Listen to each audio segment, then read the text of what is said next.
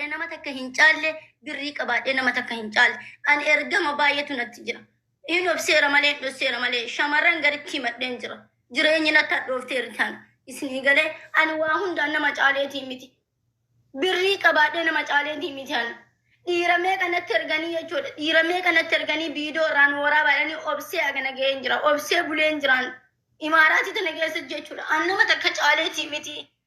Ifaajee haadhatii yaaladhee ifaajee haadhatii qarqaaruu malee ani nama takka caaleetii miti waa takkaan jechuudha. Ani jechuudha. Kalaas anuma jechuudha. Qaamaan nuun barbaada. Baabaa Nuuraddiiniin, Ramadaaniin, Baabaa Biiftuu Kaafteeriyaa nama himadhu qaballe si jammar dhiiraas keessa jiran jechuudha. An jireenyi natti hadhoofteerti. An bultii akka ijaaradhuu nu dhabeera. Nama na jaalatee na siiquuyyuu amanee akka itti siiquun dhabee jiraani. Keessa kana jechuudha. Maqaa kiyyaaf, maqaa warra kiyyaatiif jechuudha. Nama na jaalatee natti kalaayeeyyuu jaaladhee akka itti siiquun dhabee jiraan. Kalaas erga dubbiin natti jabaatte hin himadhaan. Wanti kiyyaayyuu yoo gabba'e kana booda jechuudha. An akka namni imaaraatii keessaa natti bitamee waan tokko lubbuuti irratti wanni fudhatu asirratti na dhagaa hundi keessan. Ebalu jedhee dubbadhaani du'a bushaan fudhatanii isinii galee imaaraatii tana keessatti jechuudha. Nama lama dhiira nama lama natti bitaniira. Tokko Ramadaana keessa natti bitanii. Ramadaana barana taree kana keessa jechuudha. Isinii galee Ramadaana kana keessa natti bitanii jechuudha. Xayyibaa qaraa jaaladhee dhufne namatu birriidhaan irraa nu waraabi qaama isii jedhee na ergee jennaan dhufee garuu namummaa isii garaa na nyaatee jennaan dhiisee jedhee namatti hime. Isinii galee namtichi suni.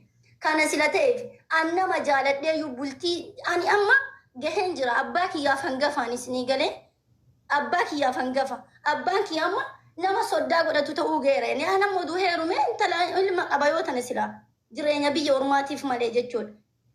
Isinii galee anamma jechuudha shakkii guddaa keessa jira. Yoo namni tokko dhufee na dubbise ergamee dhufee jedhee ofirraa ari'uu eegalee jira. Jireenyi kiyyaafuu gaarii miti kun. An jireenyi natti hadhoofteerti. Ana dulloonni imaaraatii jirtu tuni maan nan rakkatteen jedhee baran. Maan nan rakkatteen nama natti bitti. Maaliidha isaan caalee jennaan dhiira natti bitti. Maaliidha isaan caalee jennaan dhiira natti bitanii waraabinaan jedhanii natti erganana.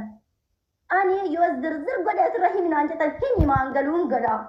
Isinii galee an nama natti bitamee jira bakka an nama natti bitamee. Wantoota kanneen Nuuraddiin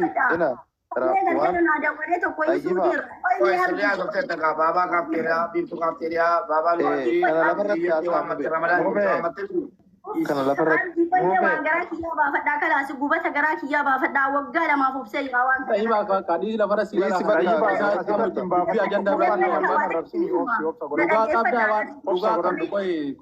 qoy tayuuti taas gabbaay miira keessa bahe dhugaa qabdaa dhugaa qabdu qoy nan dubbadhaa baannoo kan lafa siyaaraan waan sida dubbachuu qabdu waan amma namicha tayyuu qoy mee tayyiba ila afaan takkatti na dubbisi Mubaarak. Dhugaa dubbachuu fi namni itti jabaattu malee afaan baafatee akkatti hin dubbatu. Mucayyoon wanti biraa, wanti addaa, wanti an dubbachuu barbaadu jira jettee ifatti dubbattee jirti. Nutis yeroo ittiin kenninu namoota isii waamatte hundaan wal geenne tokko lama jenne namni sun rakkoon isaa maali, kaayyoon isaa maali, even if wanni isiin beektuu fi wanni namni sun beeku yoo jiraate ifaa fi bilisatti nama santeessifnee gaafannaaf. Kun dhugaa lafa jiru. Amma Tayyibaan asirratti miira keessa galtee dhugaa jiru zirzir godhee himaan sirriidhaa miti. Ati tasgabbaa'i. Akkuma jalqaba afaan keetii baafatte namoonni ati lakkaayatte dhugaa keessii halaalanii dhugaa kan kee bakka itti haa godhanii qaamni akkaataa kanaan deemu. Saafii ababoo darbadhu siifan kaffalaa ababoo kennu ol baate. Ol gali. Qoy baabaa. Dawwalee suudii irraa jechuudha. Ati torbee kana keessa naan jedhe nama shamarranii wayiitii wadhabdee beektaa naan jedhe. Bakka shakkii Dubaay keessaa namni si bitamee jira naan jedhe. Waan kee lafa nama maqaa nama balleessa. Maanni kadhatee asirratti etteetiin hin maqaa nama balleessa ilma. Sitti meera dhageeffadhu balleessoo. Lakkaawattee miti deemaa irra fuudha. Kijiba kana kafalii amma. Kijiba kana gartee foloorsii qaba jettee maqaa namaan balleessinati. سلام يا ترى وري جارتا ما جل قال لي أصلي ما لا صار ترى في لو كاو سيبرا جرا كنور سي كما يتي اني واموتي ودنا وامله يسيميدا وامله كبيتو بندا فيديو ده كاور رئيسنا ما بابا نملا كاوت يعني narratti sa enno maal garteetiin akkanatti ana xiqqeessuu deemtana akkamitti ani namni guddaa naga ga'u an namni obboleetti qabu namni haa صافي لا لا لا لا بابا أباس بابا أمانة ديسي أبو واني باسو تكونجر جرانا أبو لين كفالي في لين كفالي في فكرة ما إني ده كفيني فيديو أباس وراسو إني dubbachaa jirra. Kana baba boleh Kana dhaggeeffadha. Waa'ee kootii nama takkatti kun. naarrabsu dhage. Dhaggeeffadha. Waa'ee leenca fiduu fi fiduu dhabuu achi booda. Amma nu ka barbaannu dhimma xayyibaa of harkaa qabdaami obboleessa kiyya abjuu sodaaf hirriban dhabanii gadi baasi. Allaqe. Okay? Kana gochuu dandeetta? As fidi. Hin dandeettu? Xayyiballeen sodaan qabdu. Namni asirra jiru 3,600 kanallee sodaan qabu. Namallee argiteen doorsisin kaan irraa kortu kaan buuta kaan irraa buutu kaan korta no namni akka ila yoo wal beekumsas taate namni ana si maaruu fi wal caalaa wal beeku tokko hin jiru nama ganda takkaati nama qe'ee wal beeku akka qe'eettillee maqaanu balleessaa jirta obboleessa kiyya salphanne mataa gadi qabanneerra kootuuti yoo si bira jiraate fidi sodaa tokko hin qabnu mucayyoolleen sodaa tokko hin qabdu naman as faraarra'in kootu sii dhumatteerti amma booda ajandaan sirraa bitamu tokko hin jiru. ست ميرا والفكيسي سوف ديما جولي دبي كيسران والله جولي والفكيسي سوف ديما مبارك إلى سموت كبر دالا أيبا أباتي أيبا بابا وربات بابا نتيم أبلو نتيم إلي جولي والفكيسي سوف ديما بابا نكبايا كنا كي سنجرو ديسا بيبي لا ديسا تي بابا كبر دار سينجري بكا سلو ميري كبر دكان أيبا مشاف نما برا والتبو سوف ديما مقاوامي وامي كانوا مالا kan lafa gabbuufatti waa isaa fiiti miti jedhan waan kiyyalee lafannaa haa bu'oo jedha akka dhiira ol dhufee haa dubbatu mucattiin nama Ibraahim addaa nama Ibraahim himadhu qaba jettee tana lafannaa laala jettee nama laakkaatti kun ajandaa isaatiin ol ilaallatu daabboon bira jiraa eena bira jira deemi dhufee haa baasu salaam aleekum maari lafannaa laala alallee daabboo itti jiraachuuf ajaa'ibaa qabdi osoo laalte iyyuu waan nama salphatu wallahi sila nama kana dhageeffu xayyibaat nama kana ana kana tuyoo qabaate yoo bakka qabaate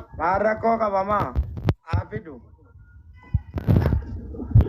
amma cuftanii Abbo nama akkana godha Mubaarak. tani cootee narra gaxaafani narra gaxee booda jakeessa ture kabaja keessanii kana waan qabadde Ina dhaggeeffadhu tokkoffaa ufitti amantummaa wayiitu qabaannaan dhugaatii kana baasatti galgalaatiif bu'aa jirtimi. Ati immoo ufitti amantummaa kana ga'u kana qabaattee warroota lafarra osoo si deemani an akkana jettee asirratti gidee hin boo'in. Ati immoo ufitti karaa banuuf wantoota wayii dhiisi xayyiba. Osoo ufitti amantummaa qabaachuu baattee silaa qaata galgalaatii dhugaatii kana baasattee asitti iyyaan jirtu.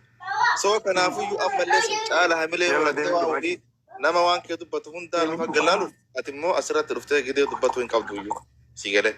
Unumaa waan san namni yoo dubartii dubartii ina saafi dubartii miidhaa fayyadamtu Kurti jette kabiraati barnama Ibraahim atarti malee utuma fide AI dhaan hojjechiise isin kadachaa jirtu kabiraati biraati malee nama lafatti rakkoo waliin qabdu malee waa'ee isaati ammallee mucattiin dubartii akka ofii himataa jirti malee dhiira himataa jirtu jaran Sanumaayyuu jechuun shamaruma ta'e dhiira ta'e iyyuu warra lafarraa tuqu dubbatu maal gootu isaa kan dubbatu.